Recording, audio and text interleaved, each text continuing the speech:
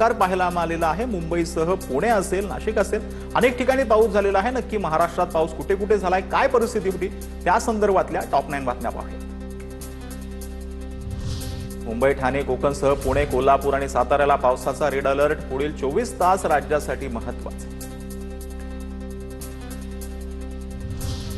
मुख्यमंत्री फडणवीसांकडून राज्यातील पूरस्थितीचा आढावा। सर्व जिल्हाधिकाऱ्यांशी चर्चा करत सतर्क राहण्याच्या सूचना। 8 जुलैपर्यंत राज्यात पावसाचा अलर्ट। नागरिकांनी प्रवास टाळा, अत्यावश्यक असेल तरच घराबाहेर पडा। पावसाच्या अलर्टच्या पार्श्वभूमीवर मुख्यमंत्री फडणवीसांचं आवाहन। राज्यातील सर्व आपत्कालीन यंत्रणा सज्ज असल्याची माहिती। नाशिकला उद्या पावसाचा रेड अलर्ट। ढगफुटी होण्याची शक्यता। हवामान विभागाकडून 300 मिलीमीटर पाऊस पडण्याचा अंदाज। एनडीआरएफची पथकं तैनात करण्याचे मुख्यमंत्र्यांचे निर्देश। नाशिकमधील रेड अलर्टमुळे 5 तालुक्यातील शाळा आणि महाविद्यालयांना सुट्टी जाहीर। आठवडी बाजारासह त्र्यंबकेश्वर देवस्थान, सप्तशृंगी गडही बंद राहणार। पुढील 48 तासात अतिवृष्टीची शक्यता।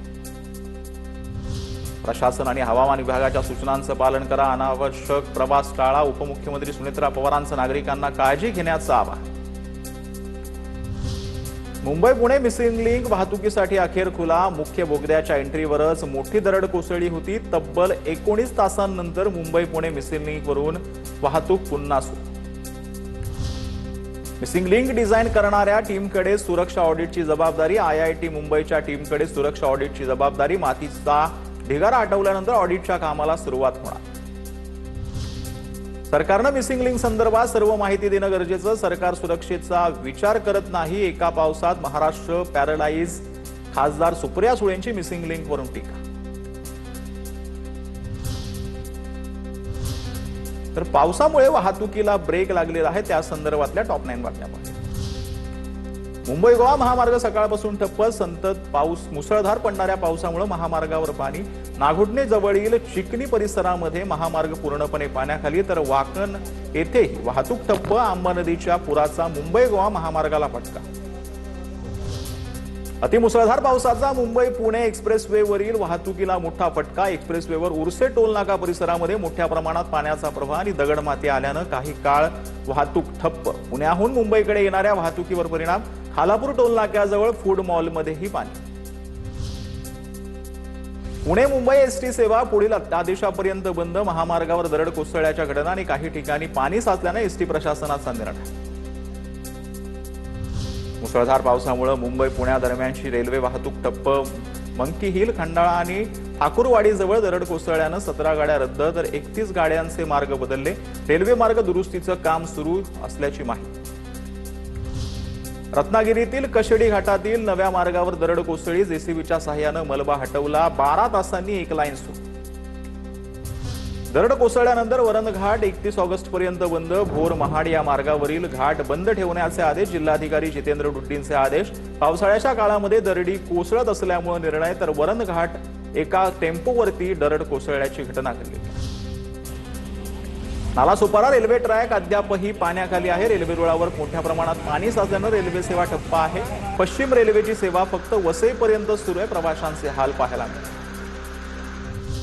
वसईहून नालासोपारा आणि विरारच्या दिशेनं जाणाऱ्या रेल्वे मार्गावर पाणी आहे। रेल्वे सेवा पूर्णतः विस्कळीत आहे। अनेक प्रवाशांचा रेल्वे रुळावरून पायी प्रवास पाहायला मिळतो। हार्बर रेल्वेची वाहतूक 15 ते 20 मिनिटं उशिरानं सुरू आहे, तर मध्य रेल्वेची वाहतूक 5 ते 10 मिनिटं उशिरानं आहे। त्यामुळे प्रवाशांची स्टेशनवर मोठी गर्दी पाहायला मिळते। प्रवाशांचे प्रचंड हाल होते। तर कोकणात देखील पावसाचा मोठ्या प्रमाणावर पाऊस पडतोय, त्या संदर्भातल्या टॉप 9 बातम्या।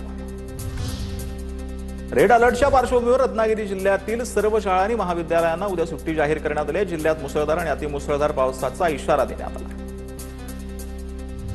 मुंबई गोवा महामार्ग दुसऱ्या दिवशीही ठप्प आहे। कशेडी घाटासह 8 ठिकाणी दरड कोसळली आहे। आंबा नदीचं पाणी थेट महामार्गावर पाहायला मिळतं। नागोठणे जवळील वाकणमध्ये आता वाहतूक ठप्प आहे। प्रवाशांचे हाल पाहायला मिळतात। रायगड जिल्ह्यात 4 नद्यांनी धोका पातळी ओलांडलेली आहे। आंबा, कुंडलिका, सावित्रीसह पाताळगंगा नद्यांच्या पाणी पातळीत प्रचंड वाढ झाली। नदीकाठच्या गावांना अतिसतर्कतेचा इशारा दिला। रायगडमध्ये पावसाचं थैमान पाहायला मिळते। सावित्री नदीचं रौद्र रूप समोर आलेलं आहे। महाड शहराला सावित्री नदीचा वेढा पाहायला मिळतोय।